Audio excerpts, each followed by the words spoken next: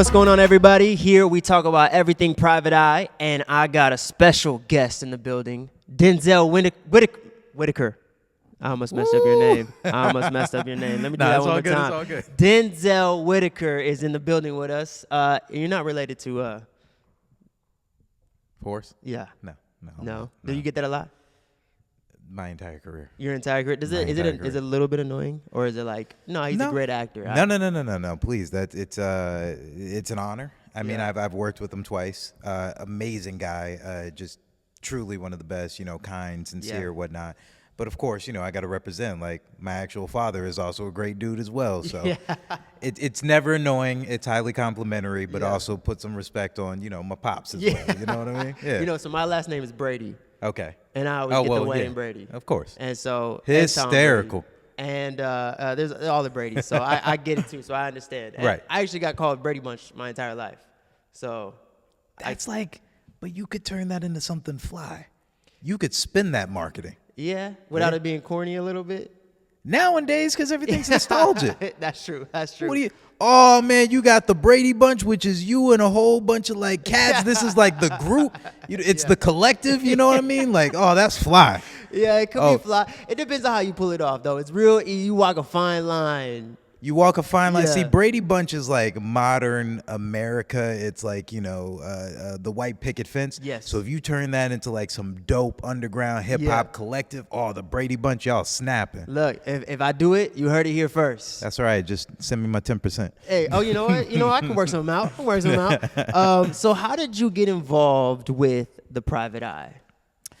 Man, so the Private Eye. Listen, I got to put some respect on my friends in the business. Mm-hmm. The past couple years, you put in the work, you built the connects, and my brother Hope IE, producer on this project, he really brought me into the fold. He was like, man, we got this dope project. This was coming off of the heels of the pandemic. Mm-hmm. So we shot this, when people were still wearing masks, when people didn't know if it was safe to come outside or not. And he, really put my name on the line, and he was like, nah, man, we got a part for you that would be perfect. And I truly appreciate that. I appreciate people looking out for me. Yeah, now I was going through your list of accomplishments, and you have been in a lot of films. Thank you, man. A lot of films. And I want to know, out of all the sets that you've been on, is there anything that made the Private Eye different? Each set is unique in its own way. Yeah. And that's not to, give you a cliche answer. It really is I enjoy the people I get to work with. And so, for instance, again, my brother Hope brought me into this. I get to work with Jack, which is a wonderful filmmaker in his own right, super talented, got creative vision. I got to work with Matt Rife, which Matt, me and him ended up becoming brothers after that, you know what I mean? And, we started working out for a point in time after we had shot the Private Eye because he's in shape. And I was like, well, I feel like a lazy bum ass. So let me get my ass in the gym. Yeah. And, we start working out together. And then, my brother Chip, work with him in the scene. And that's awesome because I've been listening to Chip's music since I came out of high school. And it's I had only met Chip one time prior to us shooting the scene together. So now to have this, reunion, so to speak, this reintroduction, and now we get to share space both as artists and collaborators, that makes a project special. So on top of us making indie film, and indie film is already hard enough to get across the finish line, as filmmakers, now I get to do it with my friends. Now I get to do it with brothers. Now I get to do it with collaborators who I admire. So yeah. Does that make indie films a little bit more close to home and close to heart? I think there's more on the line with indie films. Yes, because, under a traditional studio system, you get the bells and whistles. Yeah. There's perks to that. But yes, sometimes we have to thug it out. Sometimes you don't get all the amenities on an indie film, but you're doing it for the love and the spirit and the sport of filmmaking. Yeah. Yeah. Yeah, and I feel like I would deem you the king of indie right now. When I was going through your list, I was like, this man is in the top of the top when it comes to indie films. Well, that's very kind. I don't know about that, but thank you. No, listen. I was thoroughly impressed, and I feel like the way that you approach your characters, it comes from a place of love, And with this character in specific for the Private Eye, was there anything that you did to prepare for that role? This particular role, I mean, look, I guess you could call it a shtick, but I've been known to play the supportive best friend in a lot of films. And who knows, maybe it's reflective of my personality, but I do like to champion people who I care about. Yeah. And me and Matt hit it off immediately. Like, as soon as we got on set, we built up a friendship. You know, we're walking across the street to the coffee shop. He was that dude, and that's why we actually became friends. So, you know, like, to step away from set and now to watch, you know, a brother who's like killing it, just crushing it. Yeah, he's going crazy. But to see his intention and to see where his heart is, you know, like, we were able to bond immediately. And so I was able to see one person to another, like, sort of his ambition and who he was as a person. And he was already well established the same way I was, you know, already established. So the preparation for me is about, like, connecting. Yeah. You know, like, really gaining, like, a human to human connection. Yeah. And I think it comes across. I mean, that attention to detail definitely cuts through the screen. Thanks, man. And so I would say, you know, for you with the Private Eye, is there anything else on the horizon that you're really excited about? Are you talking about in terms of the project or just no, in just life, in general for you? Like, what are you working on next? Oh, man, well. Are you allowed to talk about it? Yeah, I can. You know, I just finished a project, which actually, you know, shout out to my man Hope. Yeah. We actually finished a project called Brand New. This is something that, you know, I co-wrote, co-directed, co-edited, and starred in. Wow. Which is, it's a lot of hats to wear. Yeah. I will say it's not easy at all. Yeah, yeah. But we're very, very proud of this project. This is a short film proof of concept that we've developed that will be turning into a feature film eventually. That project was #1, spawned from a personal place, which, you know, I and my collaborators love to pour our heart into our projects, but also, too, it's something where we wanted to magnify all the dope talent that we have around us. Yeah. Some of the most truly gifted and wonderfully unique people who I think need more of a spotlight. Yeah. And we were like, yo, let's get the friends together. Let's do something really, really dope. You know what I mean? That has been a common theme in a lot of these conversations is the working with friends. Yeah. Everyone, you know, a lot of the projects that they've been working on, the things that stick out to them is when they're working with their friends. Yeah. Is that something that you shoot for most on all of the projects that you get brought on? You're looking for, how do I get some of my friends involved, or is any of my friends already involved? Is that something that sparks you a little bit? I mean, that's the dream, right? Yeah. You know, you look at who's the attachments on a project, and you're like, oh my God, I already know that person. It's that familiarity. But even if you don't, you know, like, building friendships, building relationships in this business, like, it's taken me a while to really understand how important those relationships are. But more importantly, it's like, if you've experienced success in this business or you plan on having longevity, chances are you're going to run into other high-performing individuals, and you pray that y'all can get along. Yeah. You know, I don't want to leave a set and then all of a sudden they were like, oh, dude, Denzel was an asshole. I don't want to work with that guy again, you know? Yeah. So you want to work with people, you know, you really care about. Yeah. And similarly, like, when you work with friends, it's family. There's a level of trust already established. It's you know, it's like that trust exercise where, you know, you stand and you fall backwards and you have your homies catch you, right? You know, you're more inclined to take chances, you're more inclined to push yourself, and even your homies can push you in that regard when you're working amongst people and it's a safe space. Yeah. Because art, you know, we have to be incredibly vulnerable. We have to be incredibly open with our vessel, with our tools, with our craft. And so you want to be around people you trust. Is that something that we can expect more from you, writing and directing, rather than being on front of the camera? Is that like a passion of yours? You know, man, I've really enjoyed it. Yeah. And it's that curiosity started a while ago, and I've had some incredible mentors that I'm grateful for, and, you know, just going down this path of exploration, and it's really dope. Yes, I love it. Yeah. Also, too, even from an acting standpoint, like, I'm able to create work. I'm able to create. Yeah. And I think ultimately as an artist, like, that's so exciting and fulfilling, and it brings me a sense of security and peace in a way that sometimes acting cannot have that. Interesting.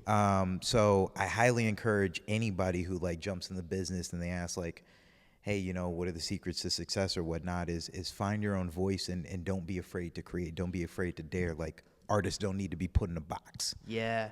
With the specific to that film that you wrote, directed, and edited, did it find yourself feeling like that was easier because you had a hand in so many, not easier in the sense of workload, but easier in the sense of that idea that you had was able to come out as the truest version of the thing that you saw in your head because you were a part of every part of the film?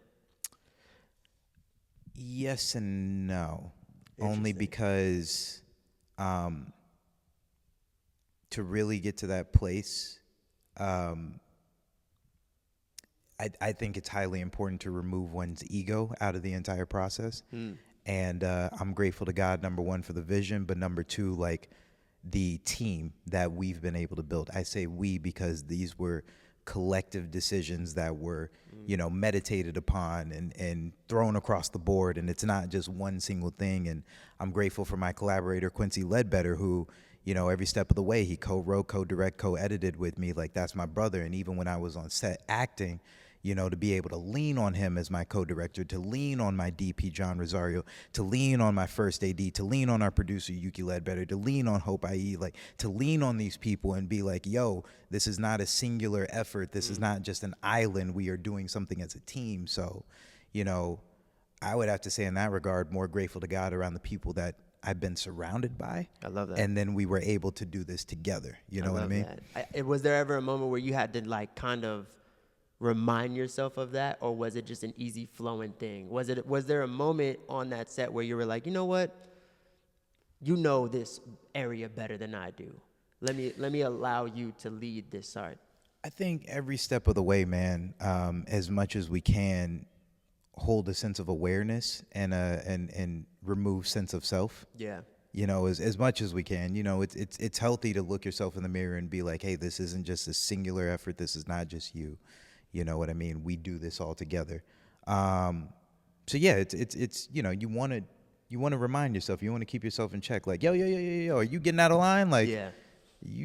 It's not just you. This isn't just the you show. You know Yeah. what I mean? And to wear that many hats and to be the star of the film, I'm more grateful for that approach because my team has really held me up and we've all done phenomenal work together. And I look back on that work and now I'm like proud of it. And it's like, oh my God, I feel proud of the work that was put forth, but that's only because of removing myself and letting everybody else shine. Yeah.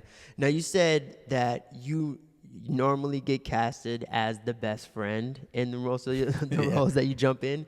Now, with The Private Eye, I know that was a similar role that you played. Okay.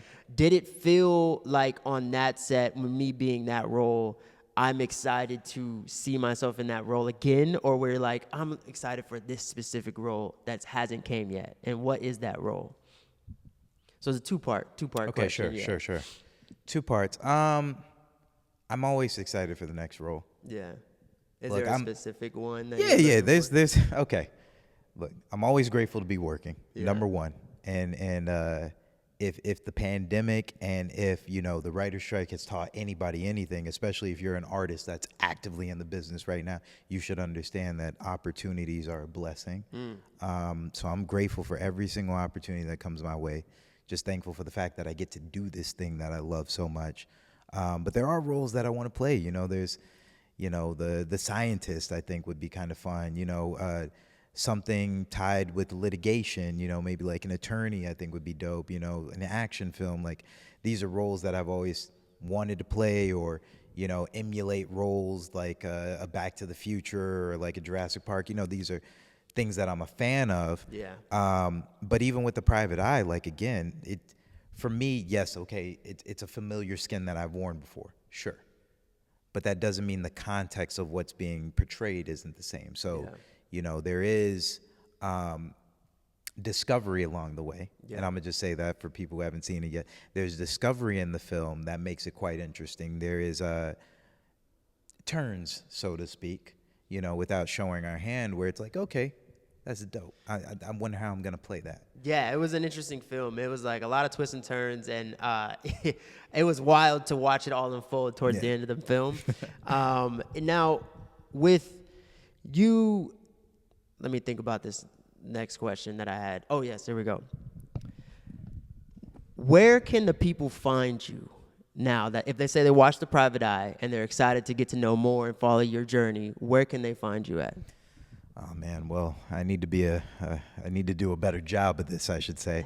I'm kind of a recluse. Yeah, okay. But only because look, we live in a modern age where everybody wants to know everything about you. What peanut butter spread do you put on your, PB&J? I get it. You can find me on Instagram at Blackmouth. That's where I'm currently at. People reach out to the DMs, and I've been able to work with some amazing collaborators because of it, so it's dope. You can definitely find me at Blackmouth. That's how we could connect. Also, when you see me in the street, just say hi. Say what's up. I'll be out, man, and highly approachable, and I love connecting with other people, and you know what I mean? Just sharing space and getting together. So, anybody who watches my work, I'm not as active on social media. I try to be, but even if you see me or reach out, I'm there. You put it down there. Okay, all right, I respect that. Yeah. The last question I wanted to ask you before we end this is, now you've been acting since you were a child. Mm-hmm. Was that transition into adult acting, did it feel like a transition, or was there a hard road that you had to go through? And was there ever a moment in your career where you're like, I keep getting casted in this child role and I want to play more adult roles? Sure, man. So, look, I've seen different iterations of my career. Naturally, I just have very young looks, so that's always helped and hurt me along the way. Yeah. Especially when I was a kid, I was able to play younger roles, but have a more mature mindset. So develop those roles, you know what I mean, and have the rapport with the director or anybody on the team, but, still kind of play young. And then, there's your early 20s where it's like you're in that awkward growing phase where you're not quite a leading man yet, but you're still kind of a child. And then I've also struggled with my weight. I was very overweight as a young kid, and that sort of pigeonholed me to certain roles where it's like, oh yeah, now you really are just the fat best friend who's supportive, and not to be reductive or body shame. It is something that I noticed I went through where I was only being brought in for a certain amount of roles, and I started noticing a pattern or a trend, and it was like, that's not what I want to be identified as. And even in my early 20s, it was one of those things where between my own looks, my own transition, and then my own self-discovery as well, and coming into, some form of awareness and just, learning who I was as a person, that's where I started trying different things. I worked at Cartoon Network as an editor. That's when I started learning how to direct. That's when I took 3 years off and jumped into landscape and fashion photography. So, Really? During those hard times was when I started throwing more irons in the fire. And I can only look back on it now and be like, okay, God was maybe showing me a way where I could utilize my skill set elsewhere.